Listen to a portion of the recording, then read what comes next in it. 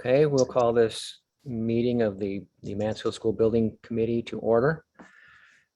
This is our August 26, 2021 meeting. Welcome, everyone. The first item on our agenda is the approval of the August 12 minutes. Is there a motion to approve those minutes? Thank you, Rich. And second, Mary. Are there any corrections?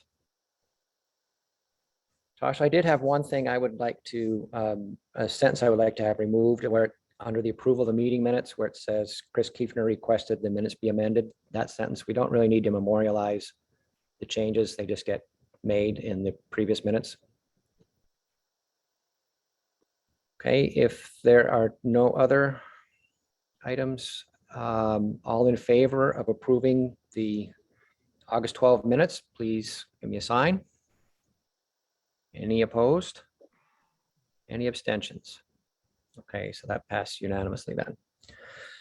That brings us then to our OPM update, and Adam and Scott, I'll let you take over.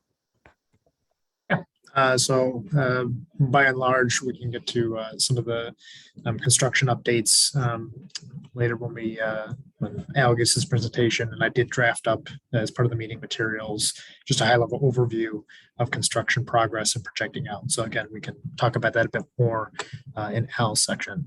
The key item for that I want to talk about at this meeting was as a follow-up to the arborist tree assessment that was occurring over at that at the south and eastern portions of the site. Tasha, can I share my screen?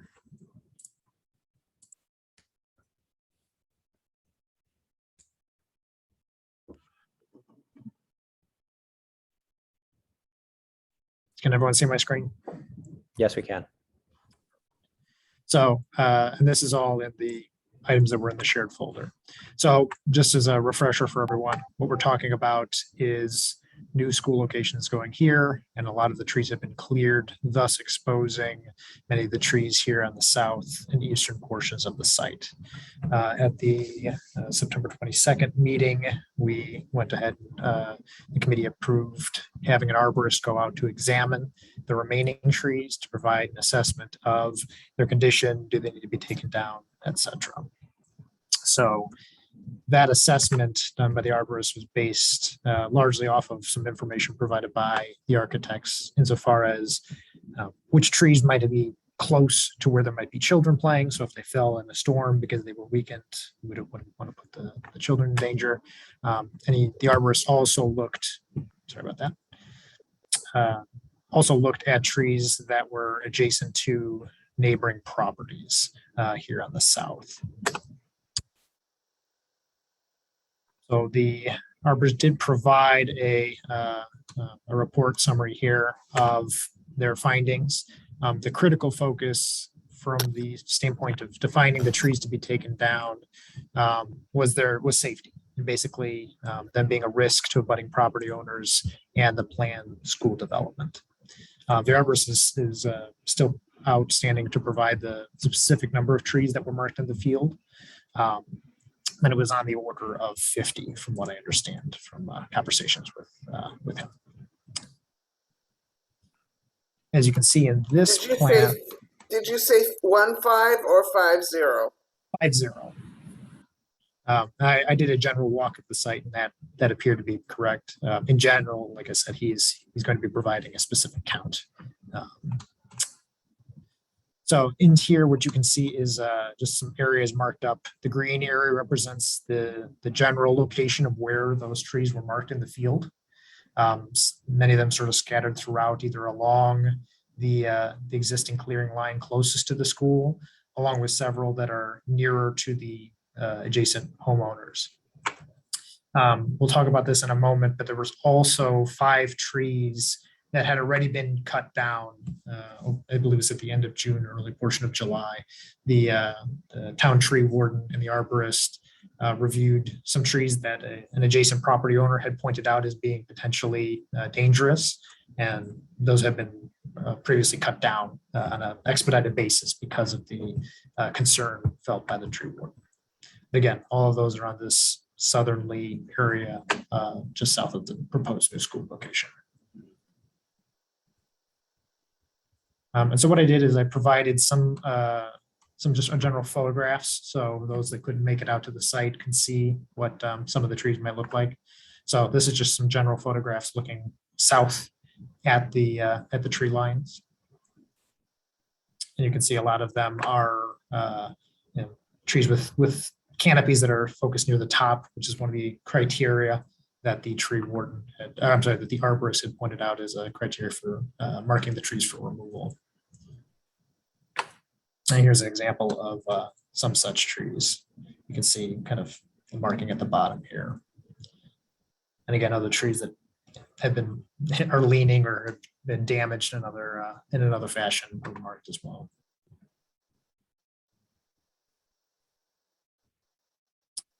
Some of the trees, like I had mentioned, are outside of the range from being a potential hazard to the school, but they were very near existing property owners. So that's why some of them were marked. In case they were to come down, they might be a liability to those homeowners.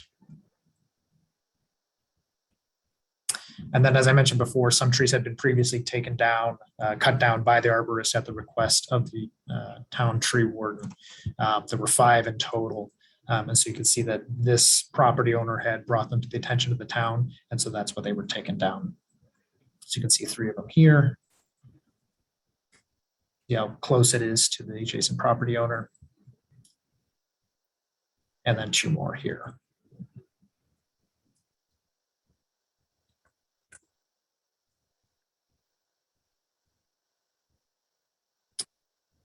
So I'll stop sharing for now.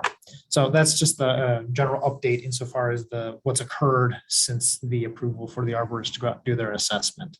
The next steps, and I developed a draft motion should the committee choose to do so, is to develop a request for bid to actually put this out to prospective bidders and get pricing to take down the trees.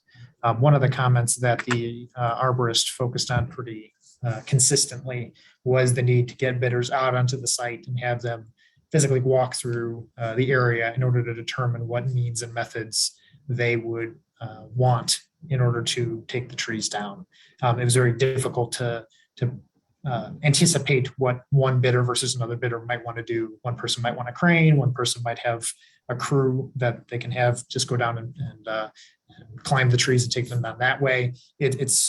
The arborist commented that it might be very variable. And so really the next steps would be to develop the scope in terms of having them take down the trees, having the bidders come out to look at the site, and then provide what they would want to do insofar as means and methods are concerned. And that would be the large driver of the cost impact. More than 51 trees versus 49 trees, more than large trees versus small trees. It was all about the access to the actual trees themselves. The arborist recommended that we not clear cut those trees out in sort of a broad sweeping fashion, and instead put in the request for bid that the understory trees be maintained to both provide protecting existing buffer, to minimize impacts to the existing site, and to prevent us having additional costs from having to replant trees after we've taken trees out.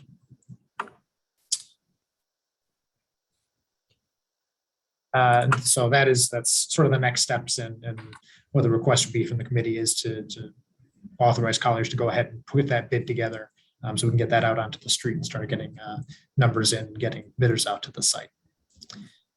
The other element to this is those 5 trees. So those were, like I said, cut down on the order of the tree warden. The arborist did issue an invoice for those to the town. And one thing that was discussed was whether or not that should be incorporated as part of the project funds. So either the town would pay for it or the project funds would pay for it. Scott might be able to talk about this a little more, but if it goes underneath the project's budget and expenditure, there's a reasonable chance that there'll be some reimbursement for it because it's done on a safety basis. But it's part of the invoice packet that the committee will be reviewing later. That invoice did get submitted for the committee's consideration to be paid through the project funds. Hey, I don't know, Scott, you want to have anything to add before we go to questions? No, I mean, just really, again, briefly, I mean, I think, again, that's one of the reasons we had the arborist go out. We've got a certified professional. And within his report, he does talk about safety issues, and we felt that that was important. Again, as a justification for taking down the existing or the additional trees, sort of outside of the original contract limit line, that gives us a very strong case for full state reimbursement, up to your approved percentage. Okay, any questions for Adam or Scott? Chris McNamara first, then Chris Kiefner. I noticed, Adam, that in a couple of those pictures that the trees looked like they were broken, not sawed off. Was that something that happened when they were taken down, or was that a method that they had come down, that they were down in a storm or something? I don't actually know that. Al might have a sense from the clearing exercise if any of those trees were sort of the last couple done as part of the clearing exercise or not. Al, are you on the line? Yeah, can you hear me? Yep. Yes. Okay. Yeah, none of the trees that show up in those photos are part of our clearing operation. A lot of those are dead trees that you see leaning and stuff like that. They've been dead for a while. Hey, Chris Kiefner. Yeah, I'm curious sort of how we got to this point. In other words, I mean, maybe it's really not a helpful question, but maybe it can help us in the future with something else. That these trees need to be removed might perhaps have been obvious before if we had looked. I know we were trying to keep a buffer. Is that really our, what we're standing on? Is we were trying to keep a buffer, we're trying to keep a buffer, we're trying to keep a buffer and not really looking carefully. I'm just really curious how we got to this point where it's so obvious that these trees have to come down and, oh no, but they're outside of the project area. Yeah, well, I think the understanding is, I mean, originally, what was shown on the construction drawings was a contract limit line or clearing line required to construct the school and the playground areas and everything around them. So there was really two factors here that came into play. One was within the canopy of the existing trees as part of their clearing process and grubbing process, areas within the root structure of trees that were slated to remain were disruptive, which can weaken a tree, being under that canopy area of the tree. Secondly, I think, once, all of those mature trees came down, it would be very hard to ascertain with the canopy, that was actually supporting each of the other trees. When you took half of that away, now you had trees that were interior trees now that are on the edge of being exposed. So, their canopy is different on how they've grown up. They were supported by the other trees, potentially in wind environments, and in essence protected by some of those surrounding trees. So again, not being an arborist, but again, my understanding, and Adam, you've had some of the more direct conversations in the field, but I think those are the two real mitigating factors that are driving these additional removals. And if I can jump in there, I get that, Scott. It's just that, these guys or whoever it is, we presume do this all the time, and that this is not a new issue, that when you take some trees off, the new ones become the perimeter trees. And yes, their root structure is not the same. They're counting on others. That's not new science. So I'm frustrated that we're in this situation now. And would like to avoid it in the future in whatever way we can. This just seems like frankly, I mean, I know it's relatively small, but it feels like a gross oversight in that it's so obvious now. For a professional, it must have been clear earlier in some fashion, had they looked. Or had they been able to, had their voice been heard? I don't know if we didn't hear their voice or what. Yeah, I mean, if you recall, when we did look at that stand of trees, the tree warden did come out, and offer his opinion. He felt that, there wasn't a huge amount of life remaining in that stand of trees. But Right. Again, at the same time, I think the design team and I believe the committee was, again, being sensitive to the neighbors, trying to leave as much Exactly. buffer as Yep. possible. So I think you chalk this one up to good intentions, and we were trying to do the best job we could. But now that, you know, you've gotten into this level of demolition, let's call it, as far as the tree removal, that it became apparent that there was some additional ones that needed to be removed. So, you know, I think this is a very specific case. You know, it's sort of paramount to, we've discovered, you know, as many of the environmental concerns in the existing building as we can. But when you open up walls, there may be some hidden things. We didn't do a lot of destructive testing that may get uncovered. I think it's sort of in that realm of discovery phase.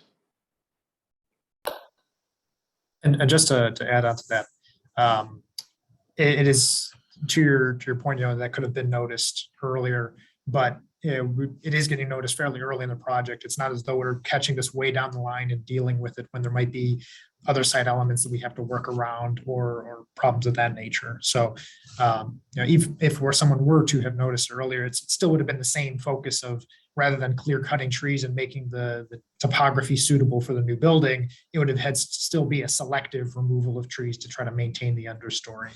So it is a bit of later down the line, but it's fortunate we're getting this now as opposed to 8 or 10 months from now. Okay, I saw Tony's hand and then Rich and then Steve. I have always assumed that these pines were planted as part of creating the park or the dam area. Is it part of a sort of a plantation where the pines are in a regular order or something? And the other question is, what kind of wood is in the understory? Once we take these pines out, what are we left with? I don't, in terms of them being in a specific pattern, I didn't notice any. It appeared to be fairly natural growth when I was walking through. You have to zigzag around everything to get from point A to point B. Okay. With regard to understory trees, I'd have to confirm with the arborist, but I believe that they're young maples that are coming up underneath. Okay, Rich? I was just wondering, any ballpark figures on how much this will cost and how impactful is this to our budget? So the initial rough ballpark that the arborist was giving was 50 to 75,000. You know, he put a big asterisk on that because of the means and methods items we were talking about earlier and the desire to get the bidders out here to make sure that they're maintaining the existing understory trees when they take down the existing trees, et cetera. But that was the sort of the rough ballpark he was giving. So, you know, it's not 20,000. It shouldn't be, you know, 400,000, but you know, that 50 to 75 is what he had mentioned. Okay, Steve? Yeah, I understand the arborist's desire to maintain the understory trees. I would really hope that the RFP can be written in such a way where we give the bidders a chance to bid on it how they would like to take them down versus how we want them to take them down. Because if it's 2 or 3 times as expensive to save the understory trees, we may want to put that money into planting selective trees in desired locations, because the understory ones are where they are. We may wish there's a tree that's 5 feet to the right or the left because it provides more buffer or more privacy to an abutter. So if they have to dance around some really small trees because that's what we tell them to do, they'll do it. But if we give them the chance to offer us their suggestions, and they might say, yeah, I'd take down a whole bunch of these little tiny ones, and we can do it a lot cheaper because we don't have to bring in special equipment. I'd like to know that. One of the things that we'll be doing when we develop the language is putting that, you know, referencing the town tree warden and the arborist to see if they have any comments, predominantly to the effect of both efficacy and cost, to see if there's anything in there that might sway bidders or detract them. You know, we don't want to scare bidders off because it's too tough or difficult or a funky job and they just don't want to deal with it. So those are things that we want to take into consideration and get their expert feedback on.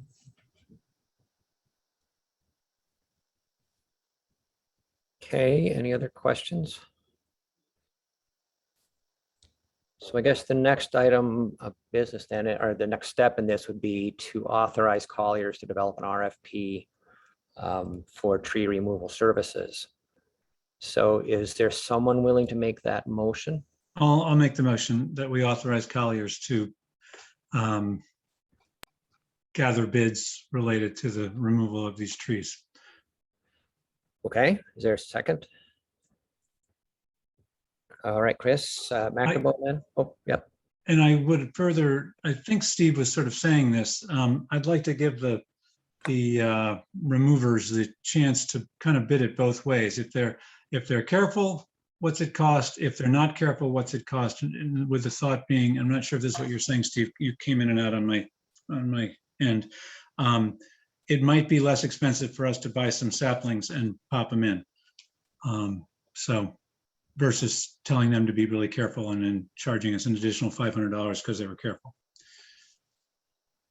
Okay, Adam and Scott, you should be able to create the RFP that gives some flexibility.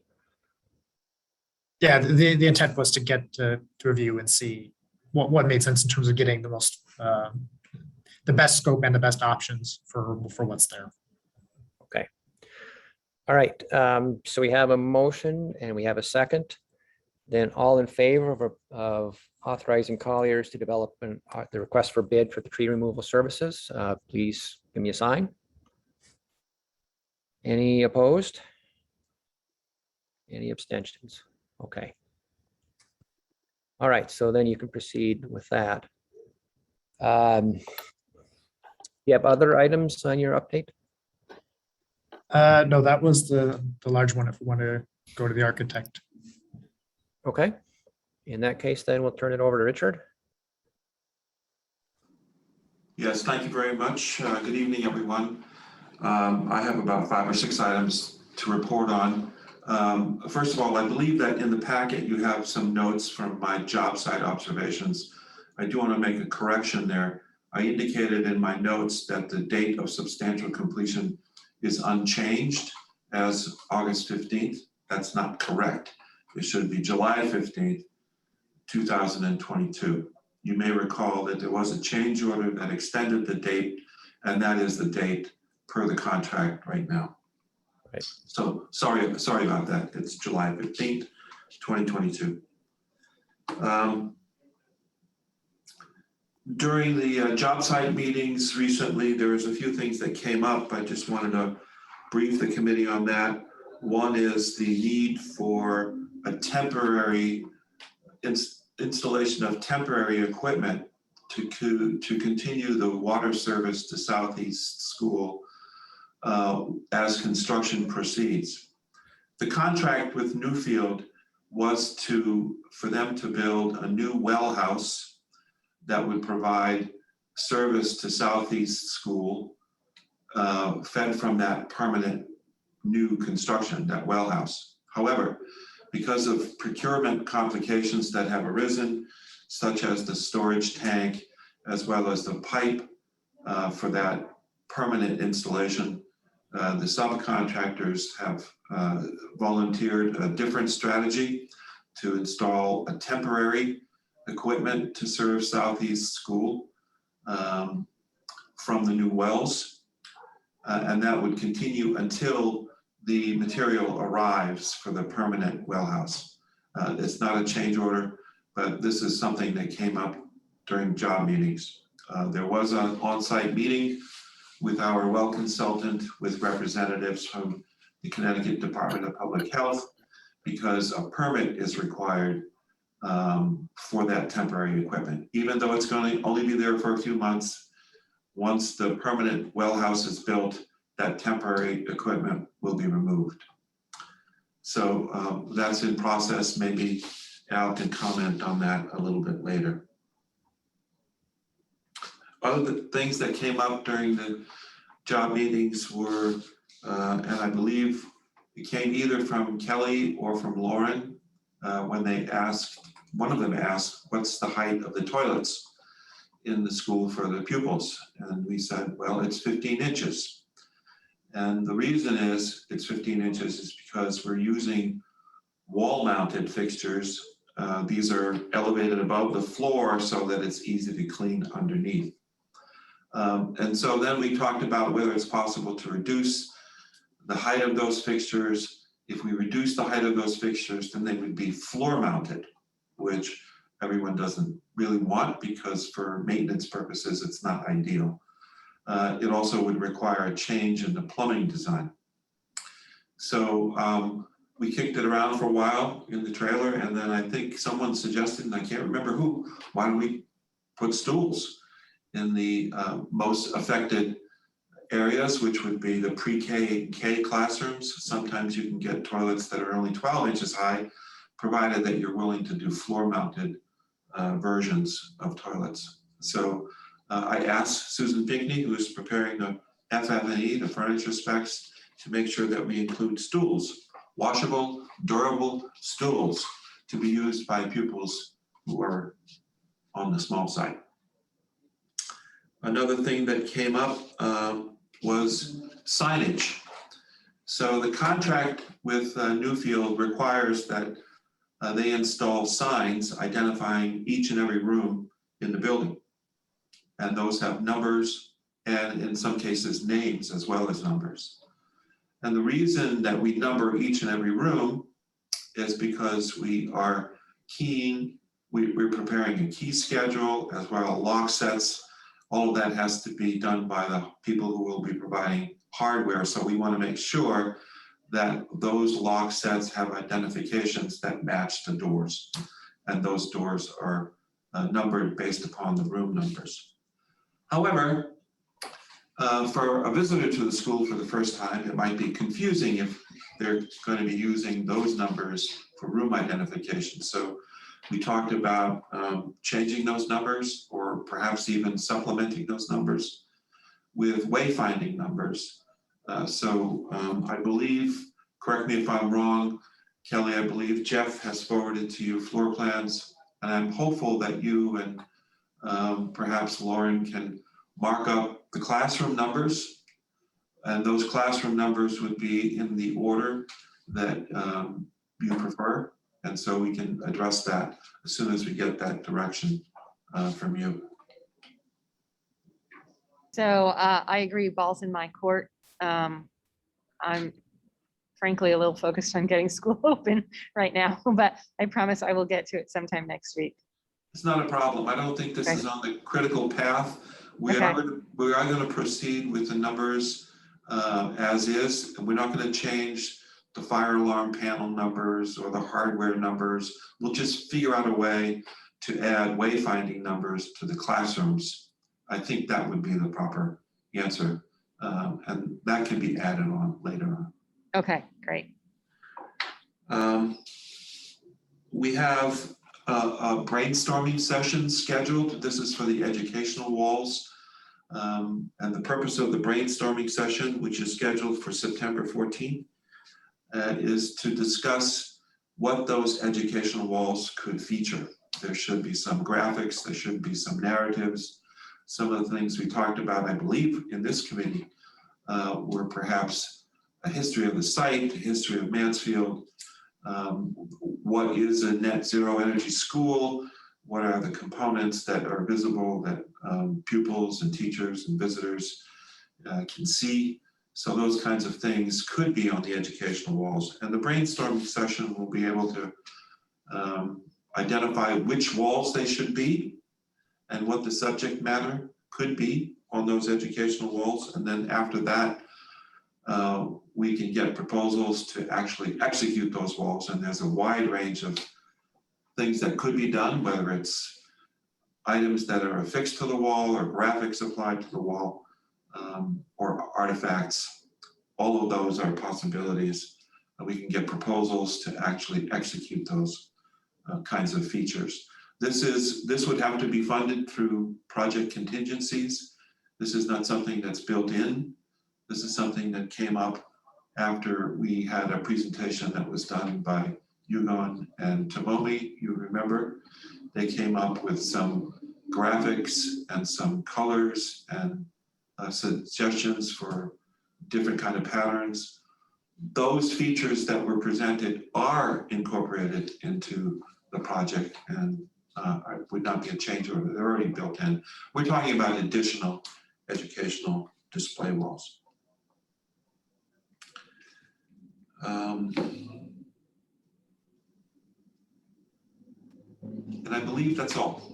That's it for my report. I've been to the site. I did ask, I'm sorry, on Tuesday, we had a Zoom meeting to discuss change orders. I did ask if there was any trees that were affected by the storm that recently passed through town.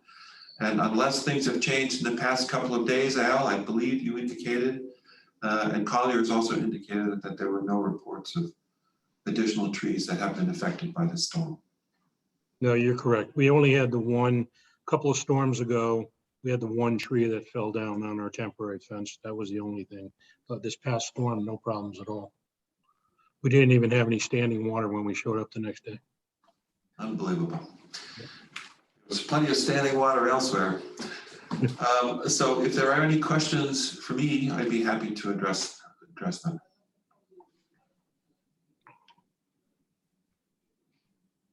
I'll just say I'm delighted at your, I'm sure you've come across issues and developed solutions along the way all the time, but it's nice to hear about these practical solutions and solving things as they arise. Thank you. Okay, if there are no questions, other questions for Richard? Oh, Chris? Richard, I can't remember whether it was in your materials or Adam's that I saw we hit a septic tank that was located close to the surface. And I just wonder if that's presented any major thing or what you're doing about that. Yeah, I'm aware of that. I believe that was in Collier's report. This is a septic system that served the concession stand. It was quite shallow, shallower than it should have been. And it was going to be repaired, from what I recall, by the contractor who encountered that septic system. I have an update on that. Okay. There is a new septic tank on site for that area. We're just waiting on they're waiting on some information from the Department of Health before they actually do the swap. So, but it's the contractor's fault. The contractor bought a new septic tank for that area, so and he'll replace it at no cost to the project. Okay, well, Al, as long as you're talking, and you might as well go on and complete your report. Okay. I have some photos if you'd like to see some. Yeah, that'd be great. I just need to share the screen. At the bottom of your screen, you should have a little green box that says share screen. Yep. All right. Can everyone see? Yes, we can. This picture just shows the drilling rig that is drilling the geothermal wells. There's another drill rig coming in Monday, so they're going to double up and do twice as many as they are currently doing. I think they have 4 wells done.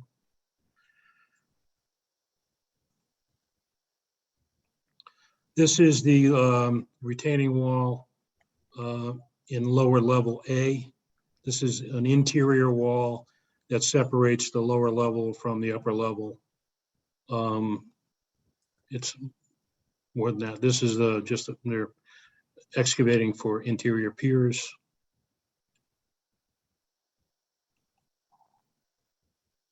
Exterior footings in area B. These are for the frost walls. Again, the frost walls with the high walls in the back. More frost walls and piers. Again. Al, frost walls, is that a term for footings? No, a frost wall is, it's a foundation that only goes below frost line, which in Connecticut is 3'6". So these are 4-foot walls on a prepared footing.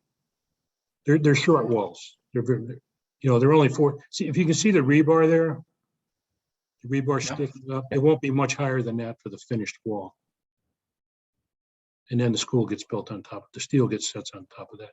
These are the only high walls that we have in the building, is this retaining wall right here. And this goes from A over through C, which is way over here. So This is the step coming up into the A building.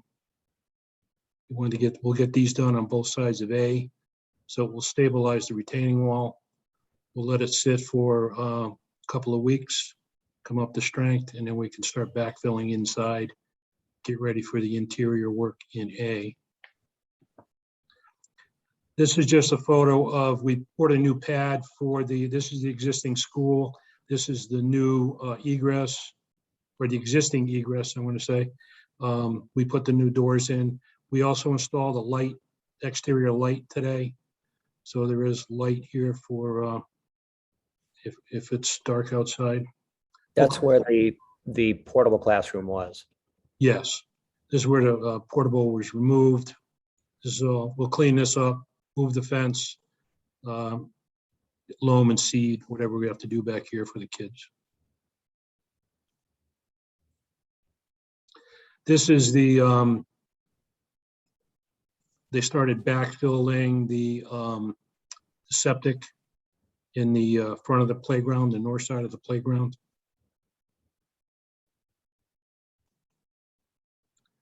This is it graded out. And after this picture was taken, they actually put the mulch in this afternoon. So the playground is all mulched, ready to go. How's it look, Lauren? It needs work, but we got to clean up some other areas. But Thanks for asking, Chris. I'm pretty excited. It's going to be ready for opening day. So I'm very grateful. Great. oh, that's just so we are paving tomorrow. We're paving the old existing bus loop, the sidewalk, all that work in the front of the building. We have some patching to do, asphalt patching to do in the existing parking lot, which is part of the parent loop. That will be done tomorrow. The fence will be realigned, cleaned up, ready for the parents. I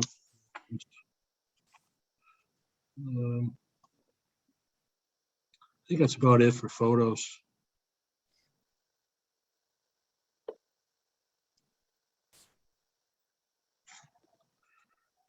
So some other things we can talk about. The swing set that we, the change order to install that whole swing set, that's going to be done on Monday. The contractor was there today to set up.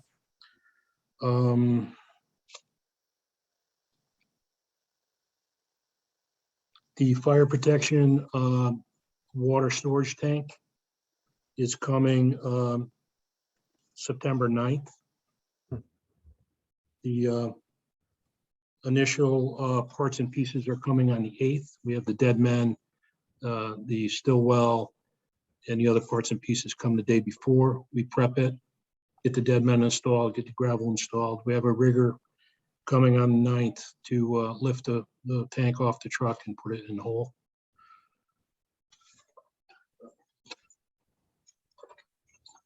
And one other news on the future. I spoke to the steel contractor this afternoon, and we were all set for steel installation starting October 1st. That's the date in our schedule. So we're pretty much on schedule. So that's great. That's the steel that was this, anyway, that was the steel that was potentially delayed. The steel was never a problem. It was the decking that is a problem, and not the floor decking. It's the decking that goes in the gym. It's that fluted decking. So that we have that plugged into the schedule. It is coming late. But we fit it into the schedule. We're going to work around it. We won't be able to do any work in the gym area, but we can work in the other upper and lower C areas. So it doesn't affect the end date of the schedule, but it is a little thing that we have to work around because it is coming later than we could actually install it. So. Okay. Al, why is the roof decking of the gym any different from other areas? It's not a standard decking product that we would use on a normal school. It's a very nice decking. it's bent in a way where you would have to see it to look at it, but you can attach your roofing to it without seeing the fasteners. It's like a Z. I would have to. Yeah, it's probably got little flanges that you can Yeah. attach to without puncturing. And that's an acoustical deck, right? Yeah, I'm gonna see if I can't pull up some Z decking here. That's not it. I'll have a picture of it for the next meeting, and I'll show you the difference between the Z decking and a normal deck. Okay. Thank you. Are there other questions for Al? And if there are, I can't see everybody on my screen right now, so just speak up. Oh, now I can. That's all I have. Okay, I mean, it seems like it's very fortuitous that the ground seems to drain so well after all this rain. Oh yeah, it's a big positive, believe me.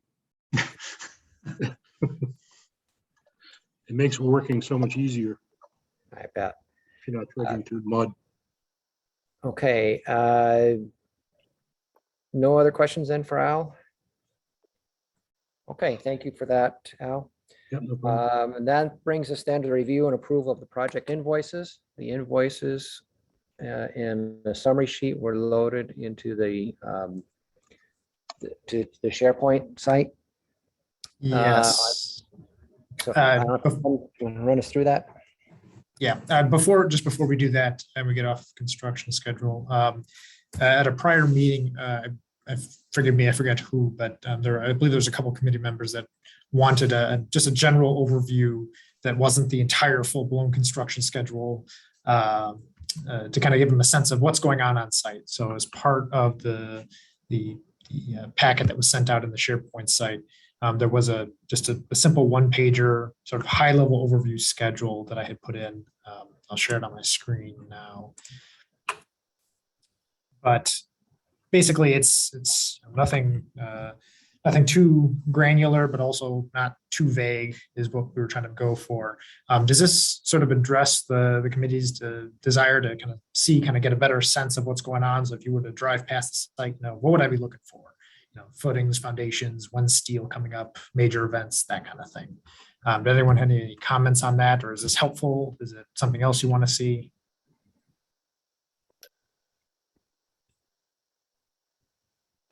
I mean, I do appreciate you putting that together. It does seem does seem helpful. As we move forward, you might see other things, I suppose, that are a little bit more descriptive of. Yeah. Yeah, as we get into the actual building, there'll be more items and kind of split through the different trades that are coming through. Not getting to the level of this door versus that door necessarily, but to give a flavor of what's going on. Right now, it's a lot of just concrete on the site and then steel, and so I imagine it'll grow. But the intent would be to not be so overwhelming as you have pages and pages of tasks relying upon each other, and it's hard to track. So. Case in point, if there's anything that comes up that anyone wants to see, this is, we can easily generate this and augment it as need be. If Randy, may I just say a couple things? First of all, Adam, I think it's great. And, as long as you continue to, this is sort of the executive summary, if you could continue to make visible the more detailed one, that's great. What I'm still not squared up with in my head is the areas A, B, and C. Al refers to them, he's got them all down. If there could be some, even in this upper little blank area, to tell me which is A, which is B, which is C, that'd be great until I get it down, or maybe others have the same need or they don't. But anyhow, I can't remember which one's which. That makes sense. That's easy enough to do. A, just to let you know, A is kindergarten, pre-K, single-story wing. C is usually where the gym is. Okay. And B is the 2 L's. It's that easy, Jeff. Okay, thanks.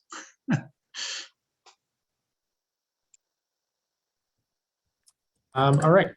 Thanks for putting that together, Adam, and I guess it'll continue to be updated as we move along then. Yes, it will. All right, and then we have the invoice package. So the summary sheet was included on the SharePoint. It includes, in addition to the arborist, the 5 trees removal that I alluded to that the committee would decide to take on if it so chooses, as well as the arborist assessment. There's some survey work, commissioning work, project management, ongoing testing, the architect's services, and then some of the stormwater ongoing inspections, and then 2 pay applications from Newfield. As you know, the project is getting started up, we're getting caught up. So this brings us current with the June and July invoices for pay applications for Newfield for a total of $662,000. Okay, and then the supporting invoices are also attached. Are there any questions from anyone?